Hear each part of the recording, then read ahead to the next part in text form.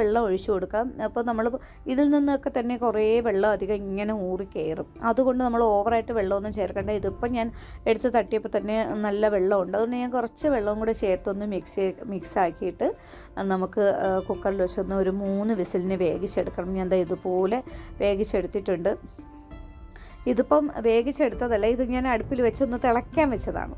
ഇനിയാണ് വേവിക്കാൻ പോകുന്നത്. ഇതുപോലെ നമുക്ക് ഇളക്കി കൊടുത്തത്. ഇതിപ്പോൾ ഒരു തിള ആയപ്പോൾ വെള്ളം ഊറിയതാണ്. അപ്പോൾ നമ്മൾ കുറച്ച് വെള്ളമേ അല്ലെങ്കിൽ ഞാൻ ഒഴിച്ചു കൊടുത്തിട്ടുണ്ടായിരുന്നുള്ളൂ. അപ്പോൾ ഇത്ര അധികം വെള്ളം തന്നെ ഊറി കയറിയിട്ടുണ്ട്. ഇനി വേണം ഞാൻ വിസിൽ വെച്ച് ഒന്ന് വേവിച്ചെടുക്കാം. ഒരു 3 വിസിലിനിരുന്ന് വേകട്ടെ. ആ സമയത്തിന് ഇതിൻ്റെ ഒരു നല്ല ടേസ്റ്റി ആയിട്ടുള്ള ഒരു അരപ്പാണ് തയ്യാറാക്കുന്നത്. ഒരു ചെറിയ തേങ്ങ മൊത്തത്തിൽ എടുത്തിട്ടുണ്ട്. അതിൽ ഇത് ഒരു വലിയ പീസ് ഇഞ്ചി ചെറിയ രീതിയിൽ കട്ട് ചെയ്തതാണ്. പിന്നെ 3 അല്ലി വെളുത്തുള്ളി എടുത്തിട്ടുണ്ട്. അപ്പോൾ ഇതിൻ്റെയൊക്കെ അളവ് കുറച്ചുകൂടെ കൂട്ടിയാലും വേറെ കുഴപ്പമൊന്നുമില്ല. കുടലൊക്കെ ആയത് കാരണം കുറച്ചധികം ഗ്യാസിൻ്റെ പ്രശ്നമൊക്കെ ഉള്ളവർക്ക് ഇത്തിരി പാടായിരിക്കും. അതുകൊണ്ട് നമുക്ക് ഇഞ്ചി